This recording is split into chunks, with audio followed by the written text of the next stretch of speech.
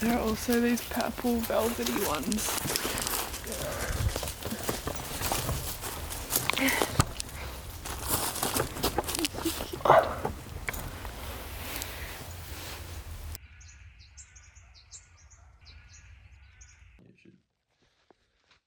And you'll be getting to see this. This episode, I'm going to try and do this new thing where I put some bits of video of like what we've been up to and like how just complimenting. Sets the context and the vibe of the episode.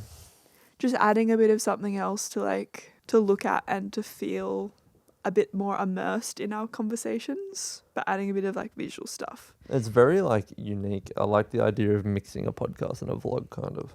Yeah. That's like how we've kind of like conceptualized it. It's like, yeah. So for those listening on audio, the YouTube is where it's at. YouTube's an option. Yeah. Very strong option. A very strong option. A lot of podcasts on YouTube. I just like our retro on the road setup. Not retro, bare bones. I would say this is anything but bare bones. Like we've got microphones, a tripod. And a camera. That's literally all you need for a podcast on YouTube. And a laptop. Yeah. But I don't think that's like bare bones. I reckon that's still like... Well, what is bare bones? A tape recorder? Bare bones is like we're recording this with our phones. Like as we used to. Did we do that? Yeah. No. Yeah. When? The first one was on my microphone, mate. And on a phone. Before we had 2 microphones. No. Yes. Bro, I have to watch those episodes. I thought we've always had microphones. The Mandela effect. Do you know what that is? No, what is it? It's like when your memory of something that you're pretty sure you should know or have in your memory is different to how you remember it. And it's like super trippy because it's like, I swear it didn't look like that, but it always has. Mm. Have you heard of that? I think I have heard of that before, yeah. Yeah. Which is crazy how we can all collectively have the same misconception about something visual. Mm. Yeah. You just can't trust your eyes. Mm. We kind of did a bit of that in lectures a couple of weeks ago when we did like it was a memory test and basically just looking at a scene and trying to remember as much as possible. Mm. And then there were 3 different conditions and we did it all as a class where we were testing like different components of the memory. So if you would remember differently if you got to discuss it amongst people after viewing it and trying to remember everything that you've just seen, and you're collating like each other's memories and you're strengthening them too, because you're like, oh yeah, okay, I think there was like 3 ladies in the scene, and then the other one's like, oh no, that was actually a 4th in the background walking past the cafe or something. Yeah. And just like seeing that by another person bringing up something that you didn't see, you'll immediately go, oh yeah, I think I saw that. Yeah, that seems right. Yeah. And you just like immediately like switch to like confirming that like, oh, that person, yeah, they would have got that right. Like we become so trusting in like other people's memory as well. Yeah, it's a weird social thing, isn't it? Like I feel like that happens in like songs and stuff. Like especially in like rap music or rap listeners, when they're trying to catch bars or heard what one person said on a song, or even like something that's not to do with the lyrics. Like if someone says, oh, this line in this song, do you know? Everyone sort of just goes, yeah. It's kind of weird. Or like, did you know that was there, or did you catch that bar or whatever? See, I feel like with music, I'm like a bit different. I feel like with music, I typically go on the side of like being really strong with going, no, I don't know. I've never not heard that before. Just with music? Well, if you're singing a line, I think it's pretty specific to whether you would know it or not. I reckon it would be harder to put a word memory, like a verbal memory, piece of memory that you're not familiar with, into another person's head than like visual for some reason. Like, I don't know, I feel like... Oh, I think you'd be surprised. Huh. Like songs that you swore said something but said something. You know those audio illusions? They're similar. Yeah, true. Like words and stuff that if you're not paying deliberate attention, you're like, oh, it actually says this. Mm. Like that's how kids get lyrics wrong all the time. Yeah, that's true. We do get lyrics wrong a lot. Or even just like it's trippy after like I'd started making music for like 4 years or something. And then you go back and listen to the old songs. Mm. Well, not your old songs, but like songs you listened to before you weren't privy to the technicality of music or like production. Like after I'd learned production, I went back and listened to songs I listened to in like high school and stuff. Yeah. And like you're listening with completely different ears almost. And it breaks the magic that you once had, but it also crafts a whole new kind of relationships to the song. Because like you kind of have that raw appreciation for it, but then you can also appreciate why that made you feel that way. Yeah. I use sometimes like, oh wow, like I think that sound, in order to get that sound, they would have had to do like a bunch of different things, or like it's really hard to get that sound. Like, is it more like that? Yeah, and then, even just like the uniqueness of the song. Like, oh wow, I didn't realize they had like the hi-hats panned all the way to the left. I'd never noticed that. And that's kind of why it gives it that feeling. Yeah. You know? It's like another language. It is another language. Yeah. Music. Yeah. Is there sometimes like, I guess the one thing that would kind of be a bit different would be like you can't actually know how they created some of the sounds or like how they got it. So you're probably going, oh, if I wanted to get that kind of sound, I would do this, this, and this. But is that the same process for them? Oh, Because I think absolutely not. No. Because it's quite creative, right? You'd all have different Unless ways you of start doing. with the exact same sound source. Like, even if you clapped, you recorded on the same microphone with the same interface, you're never, like, you have to get to the same place a different way. Like, you have to recreate the sound rather than just record it. Yeah. And that's why listening to other people's music is so inspiring to be a music producer, is because you're like, you hear a sound and you think of how you could make that sound in your own workflow. And then that can, you can remember that signal chain is what we would call it. And then you can apply that to any other sound and just see what happens. Like processes, the way of creating the sound can often inspire you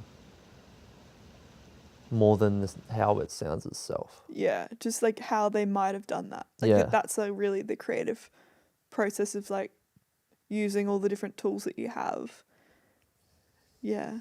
And that's kind of the technical appreciation for it, like the new appreciation that I have.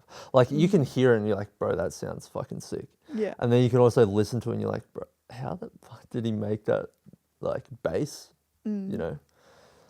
Or like just the rhythm of stuff as well. Not even just the sound design, the rhythm, the music theory and the chords and all the notes and the harmony. Like there's so many levels that you can like dissect the song and just appreciate it. Like, bro, that's crazy. Like sonic architecture. Yeah. That's cool. Speaking of music, we've been recording a bit of a music video today. True, yeah. I was like, where are we going with this? Yeah. Yeah, which has been really fun. I had like a full costume and everything. Like I felt very Can we go back profesh. and like talk about the entire song? Like, do you want to do that now? Yeah, talk about the song. Because how does it... We'll go way back even before you even thought of creating a song. Like, how did you imagine the song creation process to look? Or did you think about it at all? Well, I've like always loved music and creating songs and like... Singing? Yeah. So like I've had like a lyric book since I was maybe like 7. So it's definitely been something that I've been in the shower or I've been like in the surf and I'm like, think of like a couple lines and I'm like, oh, that could be a song, you know? And then sometimes I'd write it down, sometimes I'd forget. But like that was happening to me a lot and it was something I really enjoyed when it came to me and I thought, oh, one day like I could do something with this if I wanted to. Yeah. Like it always did feel like a possibility, but I don't know. I wasn't like, oh, that's my calling. It was more just like, oh yeah, it's something like I could do like Yeah. here and there. If it ever. If the chance ever happened. Yeah, the opportunity arise. Oh, right, that's what I was Yeah, looking for, yeah. But yeah, honestly, like I kind of always could have thought the opportunity would maybe arise. Like if I don't know. That could have been like another really early manifestation of the type of person I am. Yeah. Like you said, you tried to imagine the partner that you wanted. Yeah. And I had a lot of those characteristics. Mm-hmm. Yeah. That could be something too. Yeah. Like from way back. Mm-hmm. That's crazy. Yeah, it's pretty wild to think about. A lot of the life that I'm living now is like in direct correlation with like what I wanted and what I strive for, like even in like primary school. Yeah. So to like see that happening, I think is really cool. But it's not something like I don't spend a lot of time going, oh wow, that really did just that really has happened. Yeah. Like I think we're always thinking about the future, really. And the next thing and the next manifestation or the next, the goal that we have to like actualize, like, yeah. I kind of like went through that in my head too, like recently with getting the studio. Like I remember thinking, bro, when I have a studio that's separate from the house, that is going to be the best thing fucking ever. Yeah. And like I just have it now. Yeah. And how sick is it, you know? To have your own space. Bro, it's crazy. It's dedicated to music. Yeah, and you go in there and it's a vibe. Yeah. You know? Yeah. Yeah. We need a vibe counter up in the top left-hand corner of the screen every time we say vibe. Yeah. Oh, there's another one. Yeah. So, how did you find the music creation process? Yeah. I think actually when I first like stepped into your bedroom, like when we used to like live together when we first met. Before we were together. In love. I remember stepping in and then like seeing all your music stuff and then watching you like make music and thinking, oh, it's probably my a trash beat too. No, I thought it was the sickest thing. Like I was just watching someone create something from nothing. Yeah. And a whole song. Like, or like a whole beat, something you could groove to in like 20 minutes. And I'm like, whoa, like he can really do this. And I could be like, oh, what about like something that goes like, ch-ch? And then he's like, oh yeah. And then like 2 clicks and he's got it. Like, it's like, whoa. So I think when I stepped into that environment, I was like, okay, it would be cool one day that if like we could make something together that's actually like, yeah. But also I was always afraid. I still am afraid of like singing in front of people. So I find it that challenging. It is intimidating. And it took a long time for me to like feel comfortable singing in front of you. Yeah. And it still feels a little weird because if I'm like actually like really trying. Really trying to find it, yeah. Yeah. It's definitely gotten way better. But yeah, like actually recording the song and stuff, I think it was a faster process than I thought. Yeah, I think that's, I was going to say a testament, but it sounds like I'm bigging myself up. That's like, it's a lot of how my workflow works. Like I just do it quickly. Like I have a lot of macros and keybinds and stuff that I can do stuff fast. I just was so surprised with like, and then also how you could help me be like, oh, well, what about this word? Or like, you could find like you could do this melody because that would work well, like that kind of stuff too. I was like, oh, okay, like he's not just like you can, like it's a whole thing. There's a whole process behind it. Yeah. And like I had some lyrics and stuff written down, but just like the way to like say them and like how to change stuff up, like all of that I hadn't really thought about. It was more just like, oh yeah, I'm just gonna like sing. Yeah. And then recording like backing vocals and layers and doubles and harmonies. I didn't know that it existed. Yeah. And how fun is it? Yeah. It's cool. I also really love the start of the song making process when you're like going through different beats and you're like, okay, what am I vibing with? Yeah.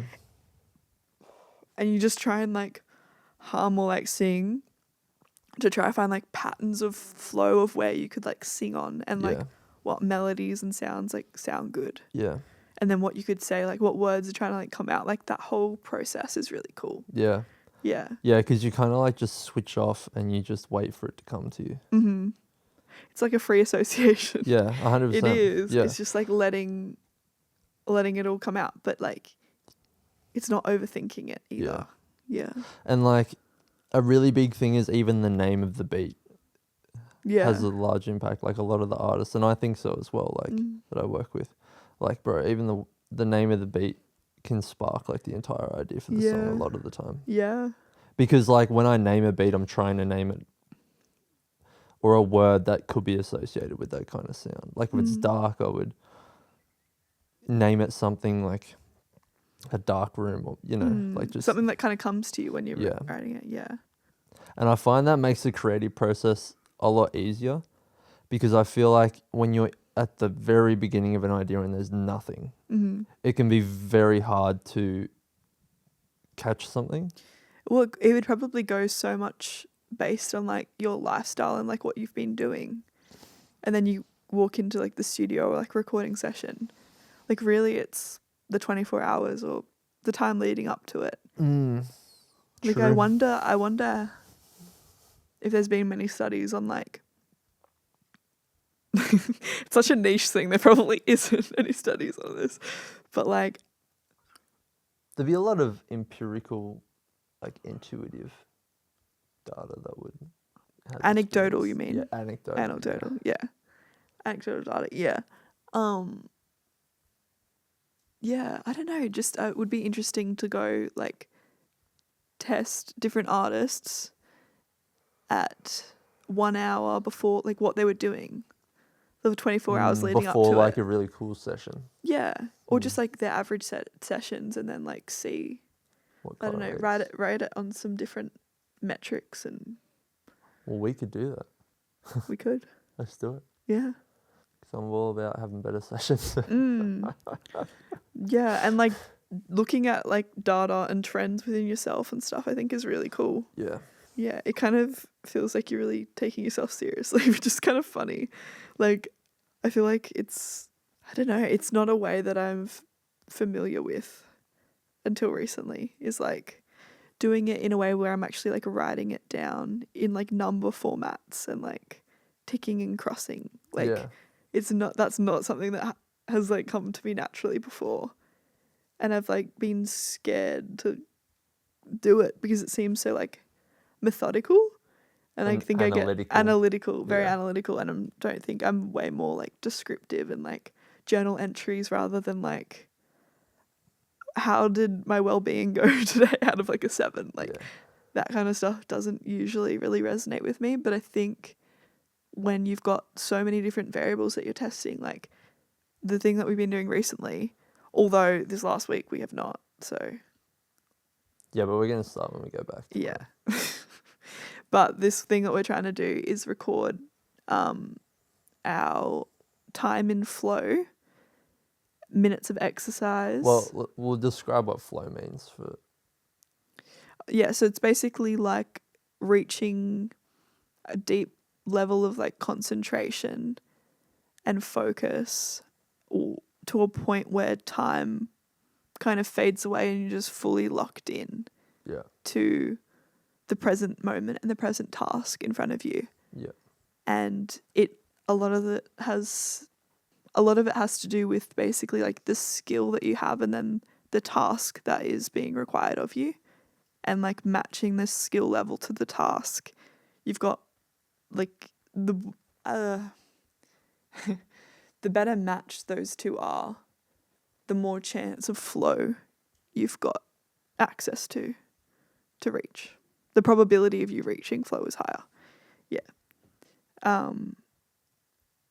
So we've been trying to track that by just hours of deep work to get like a bit of a grasp on the flow. Like it's really hard to say exactly because when you're in flow, you're in flow. It's more we're just tracking kind of like when we're in a deep work and we're sitting down at our desk. Yeah, when we're attempting to do the flow. Yeah. Yeah. Yeah. So probably from our recorded times, it might be, I don't know. I wonder how much of the deep work is flow. Yeah, it's almost impossible to measure. Yeah. Unless you had someone watching you at all times and like, are you in? Are you in? Are you in? Yeah. But then you would be out of it. Are you in it? Are you in it? It depends what you're doing. I think they would be able to just tell when you're in flow. I don't know. Probably.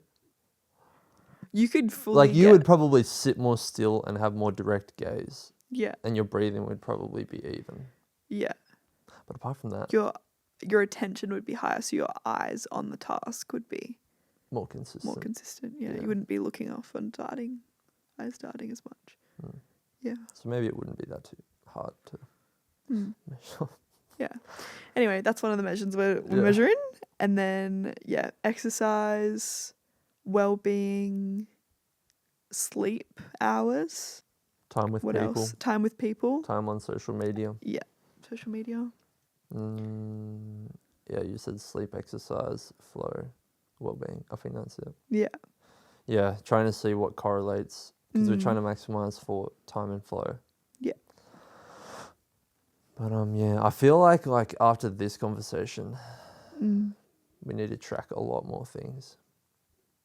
But it's kind of hard to know what to track and how to track it, and the more you track, the more work it is, and it's kind of I think it's anti to what we're trying to do. Yeah, exactly. Like it is just cool. We're mainly just doing it for like the trends, right? To try and work out like, oh, what can we kind of see. And I think like the first week we kind of were noticing that when we were spending more time on social media was when we got not much sleep the night before, or like less sleep than usual the night before. There's a loose correlation to that. Yeah. So I mean that's only a week's data, but by a month, like have a better idea. Bit of a better idea. Yeah. Yeah, but it's interesting. And to actually write down your numbers every day is like a little confronting because you're like, shit. I got like 3.5, probably 4, 3 days in a row. Like back to back to back. Okay, wow. Yeah. Yeah. It got pretty hectic. And now we're at Robertson with 0 connection. Yeah, it's been good, man. How's that? Oh, it's so like difficult because like, I guess right now, like what I'm trying to focus on and to move forward is not forcing myself to post every day. I'm focusing on more of the creative inputs rather than their outputs, if that makes sense. What are the inputs? Like time making music or finding inspiration or recording content or like just creating, you know. Yeah. Reading, like all the things you should be doing. And the things that I neglect when not like reading but on program, I feel like some discipline has some sort of effect on my ability to be creative.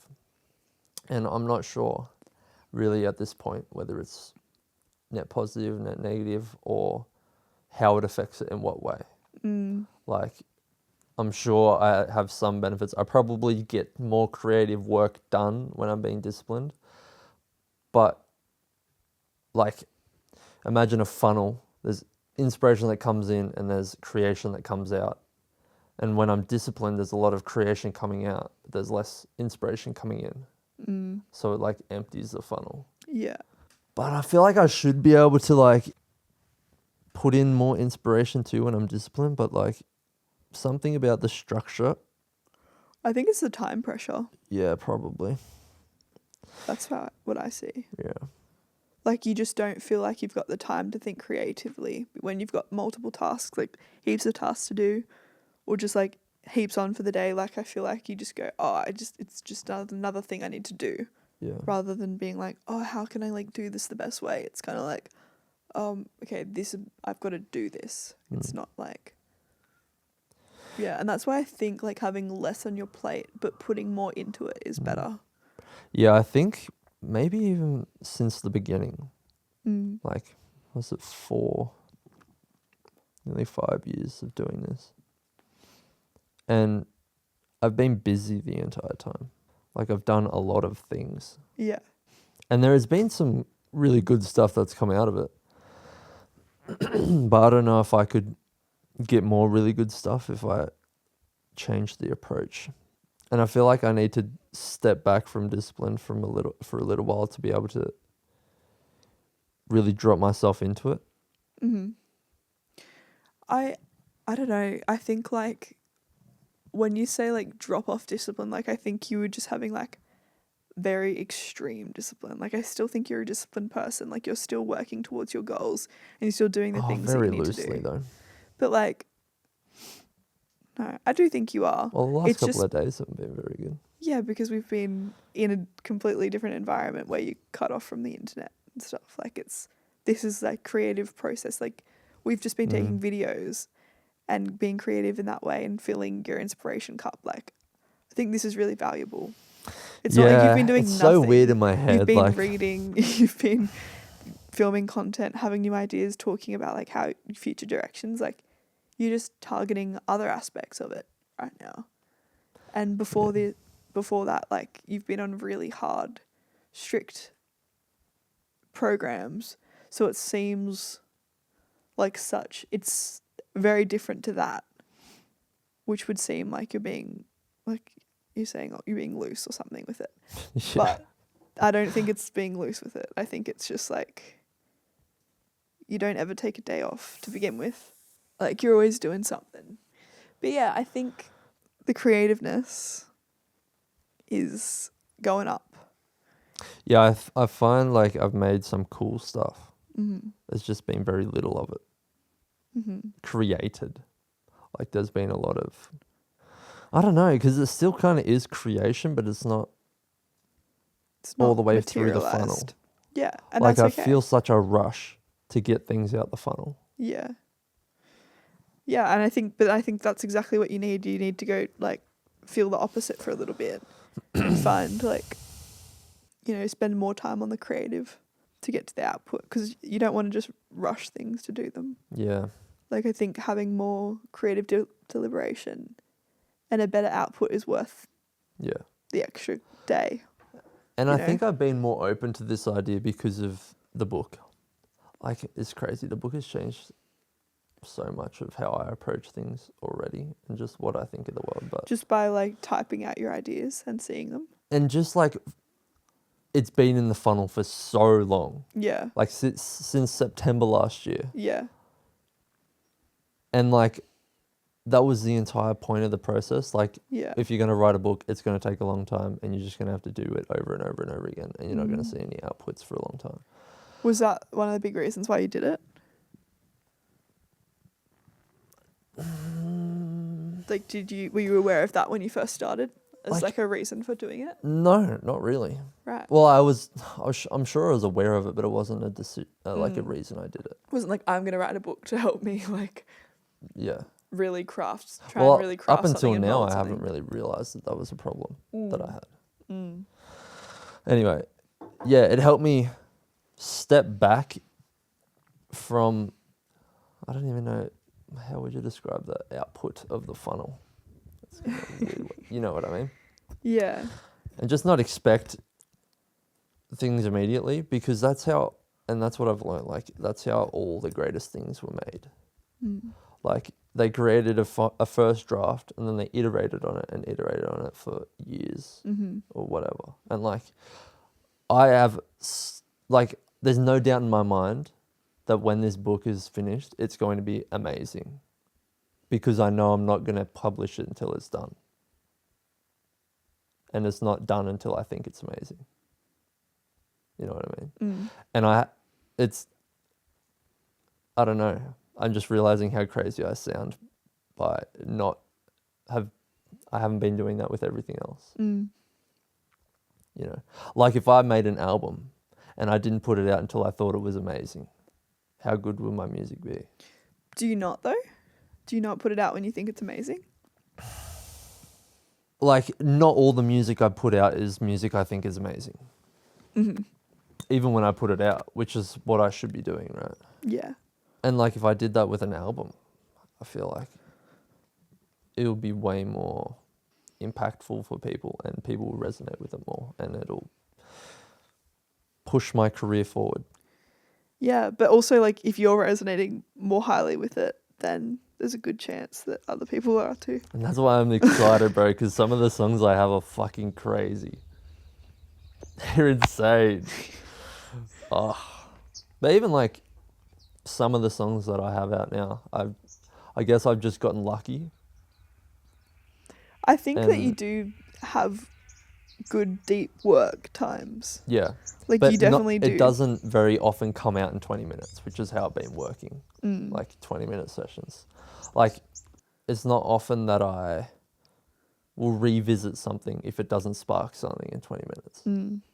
But it's kind of good that in my workflow, I make beats and record separately. Yeah. So I can have the short sessions and revisit them with a different pair of ears and probably go into a different direction or really harvest the gold that's in it.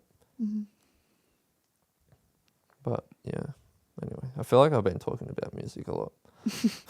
Well, we really got onto it because But I wanted to know about how you found the process of creating the song. yeah, no, I found it great. I feel like we did talk about it, but like yeah, it was really enjoyable.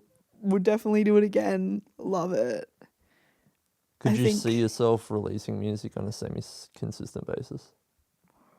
not semi-consistent. Maybe like 2 songs a year, maybe. Yeah, that's semi-consistent. Yeah. Yeah. Yeah. I think it's fun. I think it's just like I love singing and dancing and it's just a cool process. It's a fun thing to do, It's a fun thing to do and like why wouldn't I when I have access to it? Like you make it easy as well. Yeah. Like and just feeling so comfortable with you, like it's the perfect opportunity. I feel like if I didn't, I would be silly. But yeah, it was good. I also really enjoyed filming today. Like we went around, I picked an outfit for the song and I wanted to create like a music video for it. 'Cause like that's another thing I'm trying to like kind of get into is just getting video. I'm just getting into video. I don't know, I just like nicely edited video clips and like creating a vibe check. Yeah, I think it's like a beautiful way to do it and to see a scene through another person's eyes through like the camera lens and like feel emotions through it. Like I just think it's really cool. And to be able to like pair that with the song that we've worked on together and then think about like me as a viewer watching it and how I see it in my head and like what emotions it sparks in me and how I could get that through using the environment around us. Yeah. And like how I need to act, what feels right, what it feels like it's another form of creativity is Video and kind of like direct, like we kind of both co-directing, like being like, oh, we should go here or do this, and just thinking about like either like positions or like different close-ups and areas and what the light will look like and how the light will affect the mood of the video and all of that stuff was really cool. and storyline and Yeah. And then also because like it's kind of like a bit of a spooky song, but I didn't want it to be like a horror movie film video. Like I didn't want it to be too corny of like someone's coming up and scaring you and be like, rah! Like I didn't want it to be like corny and like the doors all slam and you know it's like dun, dun, dun, dun. Like which is I feel like hard to do when I'm like wearing like a semi-shining outfit like so it's like a hard balance between like wanting it to be creepy but not like corny, and then still like beautiful and like portraying emotion and like all that. And I really enjoyed that too. Just I'm not sure how the editing process like that would be hard. It's the hardest part. That part's gonna be hard. Yeah. But I would like to help you with that too. I feel like that's what stops me from doing things sometimes is like the editing part of it. Yeah. Is like, oh, it's so much work. to edit and to stitch the ideas together and like to make it look nice and to present it in the right way. Like, well, that's kind of why I've been making the videos that I've been making, because they're quick and easy. Like it's just one shot. yeah. But you gotta grow at some point. Well, this is actually like forced growth, like a whole music video. Yeah. Didn't really realize what I was setting you. Yeah. I've been avoiding music videos for that reason. Mm-hmm. Because like even a music video on a reel or TikTok is a minute. Mm-hmm. I feel like the content that I'm moving towards is just a music video in 1 minute. So it'll be perfect. It's good practice. You're welcome. Yeah. Yeah. And like, I mean, it's kind of what we're both progressing towards, is putting a little bit more, just trying to like upskill a bit, like getting ready for the next Becoming progression. professionals in a lot of ways, just without the money. Yeah. But yeah, I'm excited to like do the video thing, but I'm also scared about the editing and how much work it's going to be. But it's a trade-off that I think is worth it. Like, I know for myself, I really enjoy watching like really carefully crafted video content, even if it's just like very casual. Yeah. If it's like edited really nicely and makes you feel emotion and like is very considerate, like it's worth it. Yeah. Like, I want to watch it. It's very much like in music, there's production and creation and recording, and then there's mixing. Yeah. And mixing is like the editing. But with video, like if you're doing full-blown movies and stuff, like there's music for the movie, and then you got to mix the song, but you also got to mix it into the movie and all the other sounds that are going on at the same time. So like kind of the direction I'm moving and what I wanted to do for the project was to have the whole package of like media, like make an album and promote it with movie videos, and it's going to be like describing the things in the book as well. So like the music, the video is a promo for the music, and the music is a promo for the book. Yeah. But I want them to be so good that you can just digest them on their own. It's just going to take so fucking long. Yeah. It's not an easy task. Yeah. You got to write a book and make a movie and write the soundtrack. Yeah. To themes and concepts and ideas that all interrelate. But so cool. Yeah. When it's done. So yeah. But so cool that you've been able to get to a place where like all of that is possible and within your reach. Yeah. Like you can actualize that. You can make that happen. Yeah. And that's the thing I think we forget just in life. Like when we have ideas and we can think of how to do them, a lot of the time the thing that stops us is like, oh, that's going to be a lot of work. Yeah, a lot of ideas die because of that. Yeah. Or it's quite just sad. like you have like a cool idea, but you don't actually just take this step to like do it. Yeah. Because you know it's going to be a lot. And we were lying out the front. I was thinking about this afternoon when we were lying out the front and weaving those thingy-majigs. Yeah. It's like, oh, you can make a basket. Yeah. Like this. This is how they make a basket. And I was thinking about the first person who thought of doing that. And like, with there not being basket technologies out there or like knowing how to weave. Yeah. The amount of effort that it would take just to make a simple basket. Yeah. But then also the kind of effect that had on our evolution as humanity. Yeah. Like the ability to have a basket. Yeah. And that person who created it would have had no idea. Yeah. Yeah. And how many ideas have we had that it could have had that impact on civilization that we've just, it's hectic. Yeah. Yeah, we were just playing with like the pine needles at the front. And they're really long. Yeah, pine needles, that's what they were. And just like twisting them and kind of plaiting them and making different rings and different things with them. Where you were, I was just pulling them apart. You were just like, how do you do this? You were just bamboozled by it. Yeah. Like, oh, is this how they figured out baskets? I was on another planet, bro. That's so funny. Yeah. I was like, well, yeah. I mean, someone's just probably just, you sit down and you start just playing with it. Like, that's what we've done. We've just sat down. And because they're around us, we've just started, like, playing with them and looking at them and twisting them and stuff. Like, I'm sure someone just started to twist them and go, oh, I could probably make something that's useful out of this. And I'm sure it's someone who hadn't weaved many things before. Oh, yeah. Yeah. Yeah. Like, I reckon it was someone... Like, that's where a lot of innovation comes, is where someone with some previous skills kind of enters a new industry or something completely new, bringing all of their skills and knowledge and frameworks and workflows with them. And they're like, wow, you could use this to make something completely different. And it just, it makes like it like shifts the world, which is crazy. And I think that's how a lot of, I'm going to go back to music again, I'm so sorry. That's how a lot of amazing musicians can bridge genres and like break genres and redefine them. One, that's why like life experience is so important, because without life experience you can't really, like, that's the only unique thing you have to offer is your own experience.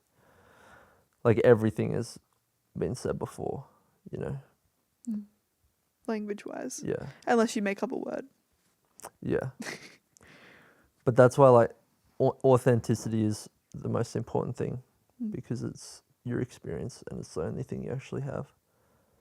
And how that can be valuable in so many different ways. Like, you can write music that's meaningful to someone, and you can come up with unique ideas that could potentially lead into something that could affect the world in some other way. Yeah. Thanks for coming to my TED Talk. So profound. I feel like I'm talking way too much. No, it's good. I've been enjoying it. Been enjoying the chat. Well, this was fun. It's kind of sad that this place is getting sold, because this is such a good disconnect, Yeah, it is sad that it's getting sold. But I'm also like skeptical that it is, like, because it's not happened yet. So I don't know. These They've things been take saying, time though. Yeah. Especially when there's 16 part owners, like, I feel like it's going to take a while. Yeah. Which is good, I guess. Yeah. Get here as much as possible. Yeah, it's nice to go somewhere and be a bit disconnected and just like not have access to social media. You only realise how valuable it is when you're here, hey? Yeah. But I like yearn for it sometimes. When I'm home, I'm like, oh, like, I just need to be in a space. I love it when I'm here. Yeah. I just don't ever think, I think like, it's going to be hard. I just can't do anything when I'm there. Yeah. Isn't that cool, right, that we know stuff about fire, the element? Like, we look at it and we're like, okay, it just needs some smaller bits. Yeah. Like, we know what to do to make fire big. From our experience. Yeah. How hectic is that? Yeah. Like, we're firebenders. You don't have anything unless you have your past experience. Or your brain, like, Yeah. to think, like, okay. Yeah. Grateful for my brain. Yeah. Even though it does some shit things sometimes. Sometimes it works against sometimes me. it's stupid. Yeah, but mainly it's great. Well, I hope you've enjoyed this setting. I feel pretty like this cool. episode was super scattered. Do you think? I don't know. We'll have to see how it turns out. Valuable. I had a good time. Yeah, I enjoyed it. I enjoyed the chat. Yeah. And I think this is a really cool setting. Like, don't you reckon this looks fake? It looks like a prop studio. Okay. Yeah, I reckon it does too. Hopefully we can come back into it again. Yeah. In the same spot. Yeah. We'll see you next time.